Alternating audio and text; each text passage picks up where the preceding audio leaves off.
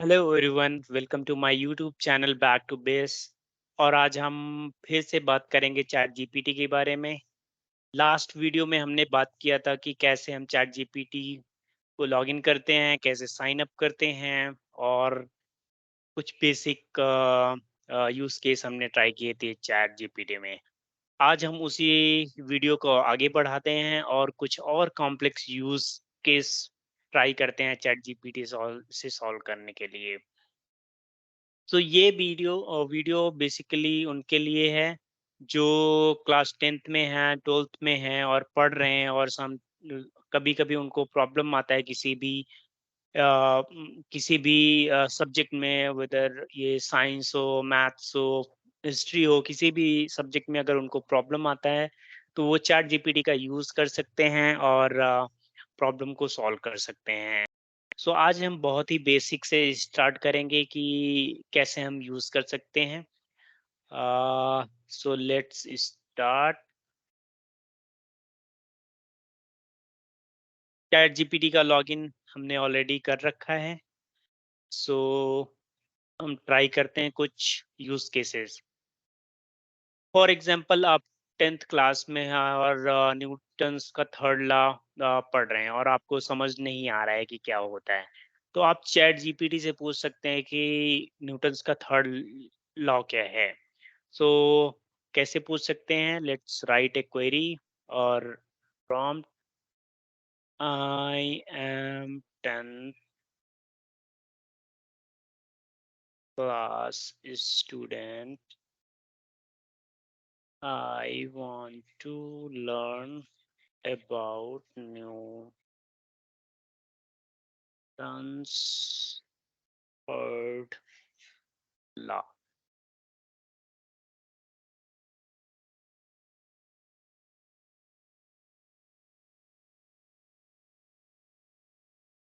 Okay, so जैसे ही हमने क्वेरी आस्क की चैट जीपीटी को, इसने आंसर दिया। ओके, न्यूटन्स का थर्ड लॉ क्या होता है? एज बेसिक डेफिनेशन क्या होती है? For every action there is an equal and opposite reaction.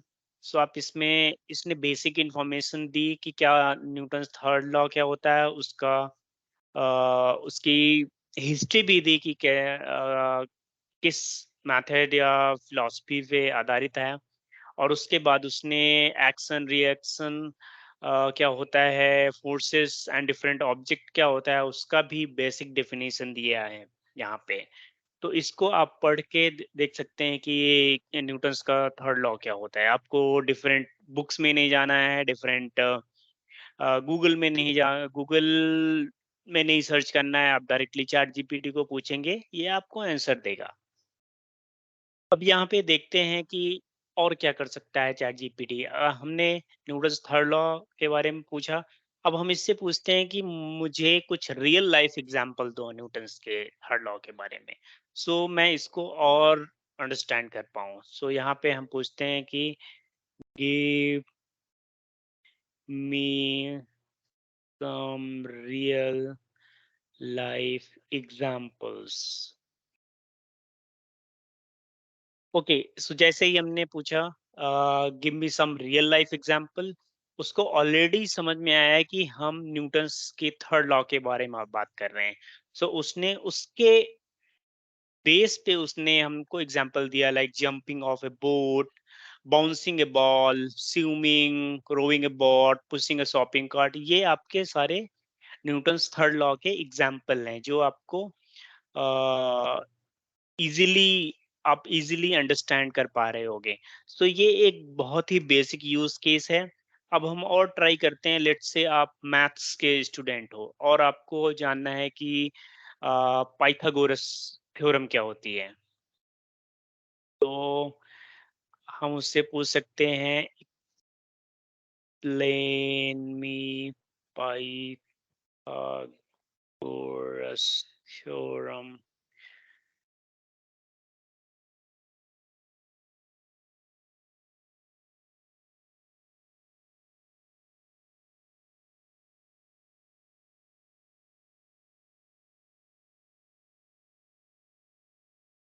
जैसे ही हमने पूछा पाइथागोरस थ्योरम क्या होती है, इसने बेसिक एग्जांपल दिए कि पाइथागोरस थ्योरम क्या होती है, उसमें क्या डिफरेंट पैरामीटर्स क्या होते हैं, और उसने स्टेप बाय स्टेप डेफिनेशन भी बताई कि A B are two shorter sides of the like triangle और C is your longest side. उसने प्रॉपरली आपको समझाया है लाइक कि क्या होता है पाइथागोरस थ्योरम।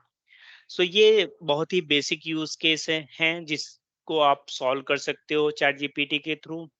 और अभी एक और बात आई कि लाइक सपोज ये हमने इंग्लिश में पूछे, बहुत सारे लोग ऐसे होंगे कि अरे मैं इंग्लिश मुझे आती नहीं है ज़्यादा, मैं इस चैट जीपीटी को क्वेश्चन कैसे पूछूं और ये हिंदी में कैसे आंसर देगा। तो हम ट्राई करते हैं कि हिंदी में भी इसको पूछते हैं। मुझे हिंदी में न्यूटन्स का थर्ड लॉ एक्सप्लेन करो।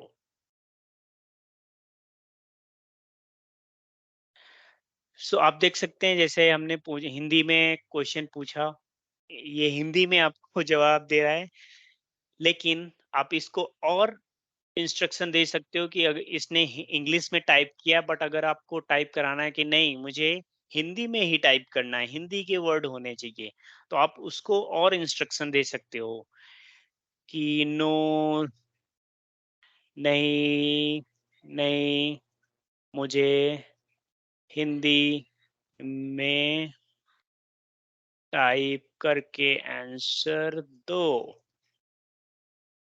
सो आप देख सकते हैं कि ये हिंदी में आपको टाइप करके आंसर दे रहा है, राइट?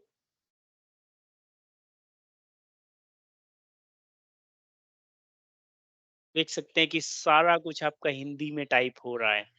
सो ये बहुत सारी लैंग्वेजेस के लिए भी वर्क करता है। ऐसा नहीं है कि केवल ये इंग्लिश के ही आंसर देगा या हिंदी के ही आंसर देगा। अगर आप प्रॉपर इंस्ट्रक्शन देते हो चैट जीपीटी को तो वो आपके इंस्ट्रक्शन के अकॉर्डिंग काम करता है। तो आप हिंदी में भी आप इसको क्वेश्चन पूछ सकते हो। सो ये थे कुछ बेसिक यूज केसेस जो आप अगर 10th क्लास में हो और 11th क्लास में हो या 12th क्लास में हो, ये बहुत सारे बेसिक यूज केसेस आप सॉल्व कर सकते हैं। अभी हमने बात की मैथ्स की, साइंस की, चलो अब बात करते हैं केमिस्ट्री की।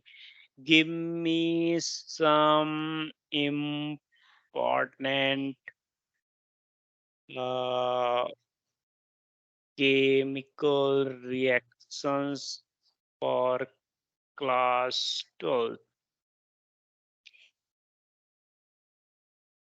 सो जैसे यहाँ पे देख सकते हो ये कुछ इंपॉर्टेंट रिएक्शंस हैं क्लास 12 की। आपको बुक में नहीं जाने की ज़रूरत है, सर्च करने की ज़रूरत नहीं है, आप डायरेक्टली क्वेश्चन पूछिए और आपको आंसर मिल रहा है। अगर किसी रिएक्शन के बारे में और जानना है कि कैसे वर्क करती है, तो आप डायरेक्टली उसको कॉपी कर सकते हो कि like I need more information about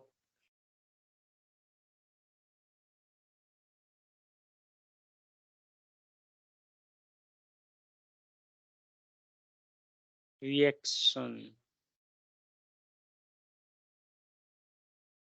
सो अगर किसी चीज़ को आपको और डीप में जाना है, तो आप उसको और इंस्ट्रक्शन दे सकते हो कि मुझे और डीप में समझाओ। एंड अभी देख सकते हो कि इसने प्रॉपर्ली आपको लाइक उस रिएक्शन का इंफॉर्मेशन दिया है कि अब्सॉर्प्शन कैसे होता है और कैटालिस्ट क्या यूज़ होते हैं, उसका रोल क्या होता है, एप्लीकेशंस क्या होते हैं। और यहाँ पे देख सकते हो इसने एग्जाम्पल भी दिए हैं आपको कि ब्लीचिंग में यूज़ होता है, लाइक जो जिस रिएक्शन के बारे में हमने पूछा। रॉकेट propulsion में यूज़ होता है वो रिएक्शन, केमिकल सिंथेसिस में यूज़ होता है रिएक्शन। तो देख सकते हो कि कितनी इन्फॉर्मेशन दे रहा है ये आपको। हो सकता है कि ये आपके बुक्स में ना अवेलेबल हो, इवन आपके दिमाग में भी नहीं आए। तो ये आपको बहुत ही अच्छी तरीके से समझाएँगे। अगर आपको कभी भी प्रॉब्लम आती है, आप चैट जीपीटी का यूज़ करिए और इससे आंसर लीजिए। ये बहुत ही बेसिक यूज़ केस थे। सो ऐसे आप यूज़ कर सकते हैं लाइक चैट जीपीटी को अपने डेली लाइफ में। चैट जीपीटी बहुत यूज़फुल है, so try to use as much as possible. And thanks everyone for the watching. अब नेक्स्ट वीडियो में हम और कुछ यूज़ केसेस लेकर आएँगे और बात करेंगे उसके बारे में। Thank you.